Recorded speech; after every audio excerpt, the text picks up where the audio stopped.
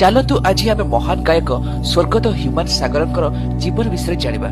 25 November 1990ରେ Balangir ଟିଟଲାଗଡ଼ରେ ଜନ୍ମିଥିଲେ Humane ସାଗର। ତାଙ୍କ ବାପା ଏବଂ ଜେଜେବାପା ଉଭୟ ଥିଲେ ସଙ୍ଗୀତଜ୍ଞ, ତେଣୁ ତାଙ୍କର ପିଲାଦିନୁ ହିଁ ସଙ୍ଗୀତ ପ୍ରତି ଆକୃଷ୍ଟ ହେବା ସ୍ୱାଭାବିକ। 2012ରେ ତରଙ୍ଗ ମ୍ୟୁଜିକର ଭଏସ ଅଫ୍ ଓଡ଼ିଶା ସିଜନ 2ର ୱିନର ହୋଇ ଓଡ଼ିଶାର ଘରେ ଘରେ ପରିଚିତ ହୋଇଥିଲେ ହ୍ୟୁମାନ ସାଗର। ତାପରେ ଅନେକ ଓଡ଼ିଆ ଆଲବମରେ ଗୀତ ଗାଇଲା ପରେ 2015ରେ ଓଲିଉଡ୍ ଫିଲ୍ମ ଇସ୍କ ତୁ ହି ତୁରେ ପ୍ଲେବ୍ୟାକ୍ ଡେବ୍ୟୁ କରିଥିଲେ ଏବଂ ଓଡ଼ିଶାବାସୀଙ୍କ ହୃଦୟ ଜିତି ଯାଇଥିଲେ। ପରବର୍ତ୍ତୀ 10 ବର୍ଷରେ 150ରୁ ଅଧିକ ଫିଲ୍ମ ସଙ୍ଗ ଏବଂ 200ରୁ ଅଧିକ ଆଲବମ ଟ୍ରାକ୍ ଗାଇ ଓଡ଼ିଶା ସଙ୍ଗୀତ ଜଗତରେ ନିଜର ଏକ ସ୍ୱତନ୍ତ୍ର ପରିଚୟ ସୃଷ୍ଟି କରିଥିଲେ। 2017ରେ ଭଏସ ଅଫ୍ ଓଡ଼ିଶା କୋ କଣ୍ଟେଷ୍ଟେଣ୍ଟ ଶ୍ରେୟା ମିଶ୍ରଙ୍କ ସହ ବିବାହ ହୋଇ ଗୋଟେ କନ୍ୟାର ପିତା ସେ ହୋଇଥିଲେ। କିଛି ଦିନ ପରେ ତାଙ୍କର ବିବାହ ବିଚ୍ଛେଦ ମଧ୍ୟ ହୋଇଥିଲା। 2025 17 ନଭେମ୍ବର ସୋମବାର ରାତିରେ ଏମ୍ସ ଭୁବନେଶ୍ୱରରେ ମଲ୍ଟି ଅର୍ଗାନ ଡିସଫଙ୍କସନ ଯୋଗୁଁ 34 ବର୍ଷର ଏହି ଲୋକପ୍ରିୟ ଗାୟକର ସ୍ୱର ସବୁଦିନ ପାଇଁ ଶାନ୍ତ ହୋଇଗଲା।